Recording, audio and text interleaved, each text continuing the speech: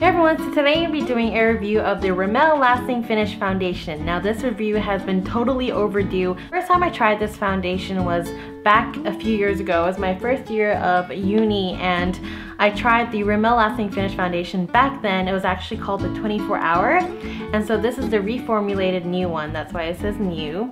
And I tried it and I really liked it. However, I don't know whether it was the stress of my first year at university or it was this foundation. I was breaking out like crazy and I decided not to use this anymore. And I thought it was, because of this, but it just gave me such a flawless look. It gave me that coverage that I needed.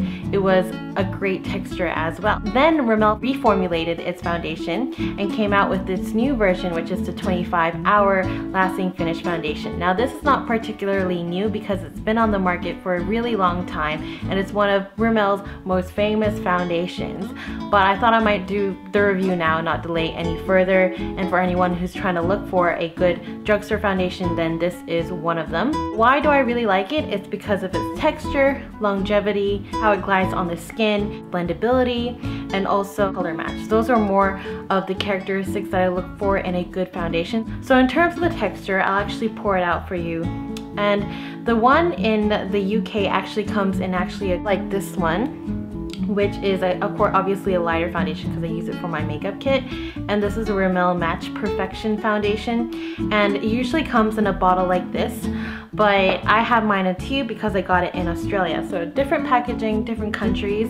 You can see when I put it onto my skin that it's not as thick as the Stay Matte foundation from Rimmel. It's actually quite creamy. It is still creamy, but it's not like a caking on a cream foundation. So it is a very nice blendable texture, and you can see that sort of blend into my skin really nicely. It gives you about a semi-glowy finish. It's definitely not matte. So if you are a matte kind of person, then this foundation's not for you. There is a bit of a fragrance. It's a very fresh spa smelling fragrance, so if you're kind of irritated by fragrance, it might not be for you either.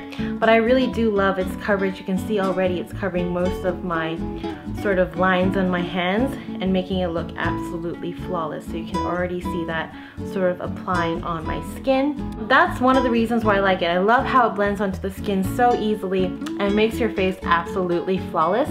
So that's what I love about it. And now you can see a demo of me applying the foundation. So I'm actually using the Sigma F84, which is the angled sort of kabuki brush. It's like this. I actually have the other ones, the 80 and the 82, but that's in the wash right now, so, well, drying from its wash last night, and so I couldn't use it today. So I'm just using it right now, and you can see that it blends flawlessly into my skin. It covers a lot of things, so the coverage is excellent of this foundation as well. As you can see, it's covering my acne scars, my zits that I have near my chin, and also it just glides so easily and blends into my skin. It goes really into the skin and it looks really nice. But what about its lasting finish? Because it is the Rimmel Lasting Finish Foundation. It should last forever, right? And I'm actually surprised to say that unlike most claiming foundations saying that they're gonna last long, the Rimmel Lasting Finish Foundation actually does last quite long. I wouldn't say 25 hours, not like there's 25 hours in a day, but this one actually does last longer than the average foundation. Now I wouldn't say that it lasts as long as the Revlon Color Stay Foundation, which I think is sort of the holy grail. If you want a foundation that lasts forever, you choose the Revlon Color Stay Foundation, the one for normal combination skin. But if you are going for a lasting finish, but you don't really care, it's sort of a night out, it's still gonna stick to your face, then you go for the Rimmel Lasting Finish Foundation. I wouldn't recommend this foundation for super oily skin unless you want to blot and blot and blot, because it will oil up after about a few hours. So it does oil up quite fast. You might want to blot if you are not that kind of glowy finish. I'm very into glowy finishes these days. I'm actually wearing it right now, so you can see how nicely sort of on my face it is. It sits on my face. Now, just a thing of warning, when I do apply this in Singapore, I do find that it's a bit thick for me.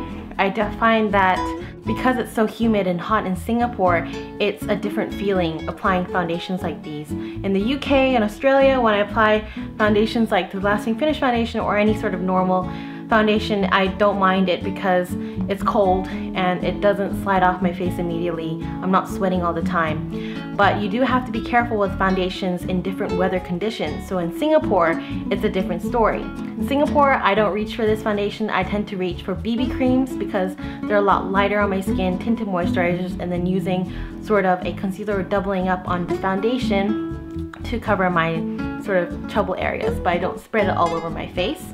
So in Singapore, I wouldn't recommend this because it's too hot and humid. I'm sweating all the time. It's not something that you want to apply on. I would go for a tinted moisturizer, BB cream, or mineral makeup. But for UK, for anywhere else in the world where it's cold, this is a great foundation to have. It's very hydrating as well, which I really like. It's not drying. It goes on like a dream. It stays like a dream here in the UK.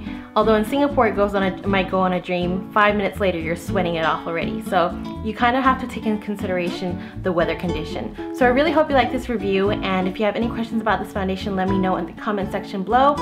I am about in NC 2530 and my shade is soft beige, although I do get lighter in the winter, so that's why it matches. It used to didn't match, but yeah, soft beige. I really hope you like this review, and I'll see you guys later. Bye!